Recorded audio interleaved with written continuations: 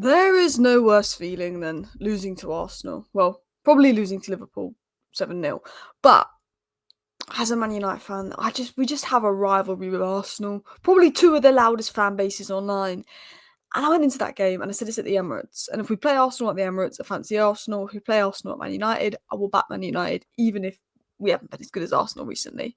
So I knew going into that game, probably weren't going to win. They probably were going to win.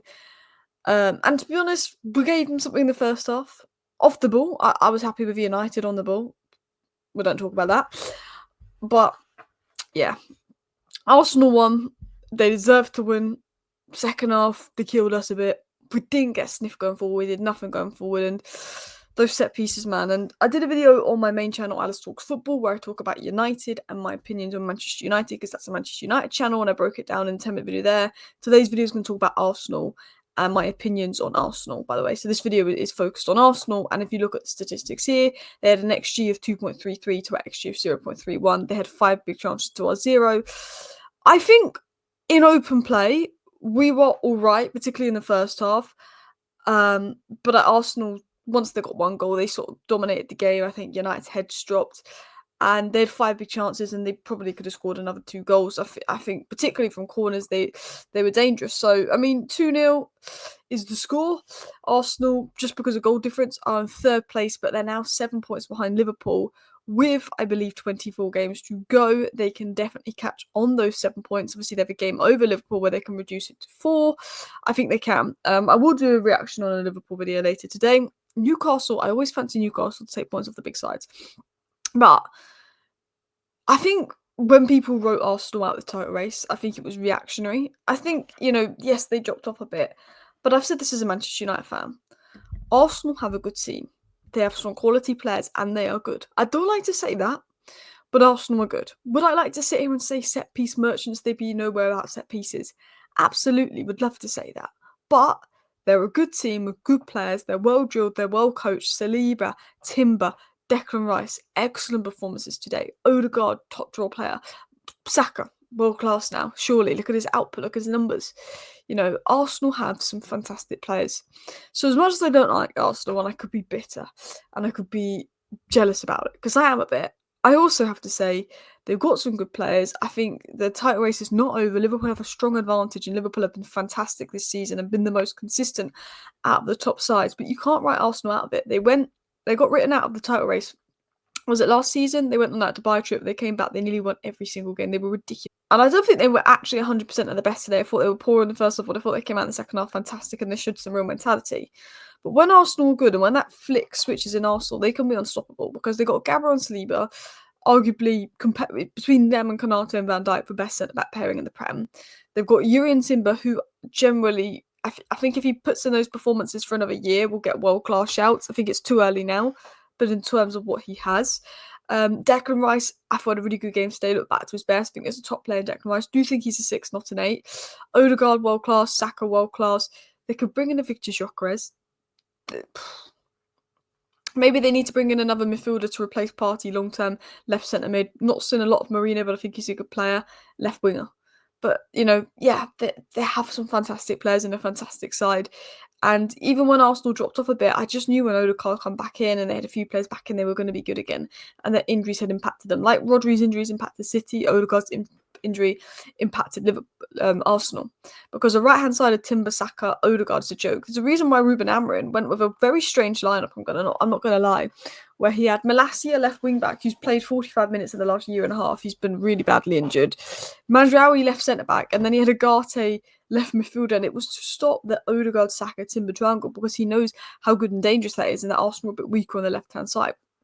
But let's talk about the game in general. So William Saliba's game numbers versus United. 100% pass accuracy, 100% long pass accuracy, 93% pass accuracy, 70% of total duels won, 71 total touches, 7 passes into the final third. His ability on the ball, his ability to break lines is top notch. 2 clearances, 1 goal, 0 goals conceded. I go back to this. We had an XG of 0.31. As a Man United fan, I was happy with our defence. I was happy with our midfielders off the ball, and I was happy with the structure off the ball. I wasn't happy with the set piece defending, and I wasn't happy with the forwards. And we didn't do anything going forward because, one, I think we're nullified in midfield, and we'll talk about Declan Rice and Arsenal's movement in a second. But 2, Kivior had a good game as well. no Gabriel, no problem for Arsenal. The score was set pieces as well without Gabriel. And Saliba really stepped up today, main man. I think Gabriel would have been seen as a big miss before. And Saliba just said, because I think when Saliba was injured, Arsenal really noticed that he wasn't there. Obviously, that was 2 seasons ago where they weren't as good as they are now, but they win that sort of title race. But Gabriel was injured and Saliba stepped up, and you didn't even know Gabriel was injured today because Saliba was that good. And as much as I hate to say it, he's a joke. And when I say he's a joke, I mean, like, it's ridiculous how good he is. World-class performance today. He was dominant in the drills. He was fantastic in build-up play. He was breaking the lines. They were playing really well because I thought that United actually had some good structure and composed. When we played Arsenal, when we played Liverpool under Ten Hag, and the way we set up, it was so easy. Sorry, when we played Tottenham and Liverpool, it was so easy for Tottenham and Liverpool to just run through us. Had we had that setup against Arsenal, I think Arsenal would have run through us a lot easier today. But I thought William Saliba's ability to break the lines helped Arsenal get through us. And in the second half, they found some space in transition that caused us problems. Mark XG stats says it's 0.3121 XG we conceded. SofaScore says 0.31 XG we conceded. But other than the Anthony shot that wasn't that good from that free kick, I don't really know what Man United did going forward. I was disappointed in Man United going forward and the attackers today. And I thought that Saliba just nullified us. I think his positional awareness, his way to be between the passing lines and cut off the passes, his ability to win the ball, win his duels. I think Højlund is a strong, fast guy, but he didn't have a sniff because Saliba just made sure he didn't get any time on the ball. I thought Saliba put in a monstrous performance today. And I think, we talk about him scoring the goal, the corners, he was a target, but it was just defensively. There was no issues there. And I think what makes me so annoyed about Saliba is he's 23 years of age and he's so technically and athletically gifted and he's got immense potential to improve further. He's someone that is faster than you, he's stronger than you, he reads the game well, he positions himself well. You can't get past him because you can't beat him 1v1 because he's quick. You can't beat him physically because he's strong. And if you do get past him or get back, he'll put in a tackle. He pushes you out the way. He's so dominant that I felt sorry in a sense of like, it was hard for our attack to beat us. He's someone that can defend wide spaces. He's someone that can defend transitions. He's someone that he defended transitions really well, that can defend large areas. He's someone that is good on the ball, that can break the lines. That's very aesthetically good to watch. He's strong in duels, and it was a threat from set pieces. And Saliba is the Rolls Royce defender, and he was my man of the match today. I thought he was fantastic, and I think one of the reasons we didn't have a sniff today. I think if you look at Arsenal, 3 wins in a row, this is a 7-point gap. I think the title race is on. I think Liverpool have been very, very good this season. Don't think they were great in the first half versus Newcastle. Newcastle seemed to be a bogey team for everybody. But I think the title race is 7 points. It can't not be on. Chelsea could be in it. You never know. I thought Arsenal's defence nullified us, as it said. I think Arsenal... What I noticed is Arsenal weren't good in the first half. They weren't good in the first half. And as a United fan, I was happy with the performance and display from United because I felt that actually we made it difficult for Arsenal. But Arteta showed his ability as a top coach to adapt, to manage that, to make sure, Arsenal were better in the second half. But also, if we look at it in other instances, we also saw Arsenal come out and show some spirit in that second half. They showed the bravery. They took more risks. They caused us more problems. And unfortunately, some ridiculous set pieces from Declan Rice caused us a lot of issues. But I thought, Timber stood out. Rice was everywhere. Saliba was everywhere. And I think, unfortunately, Arsenal are a good team. As a United fan, I expected them to win.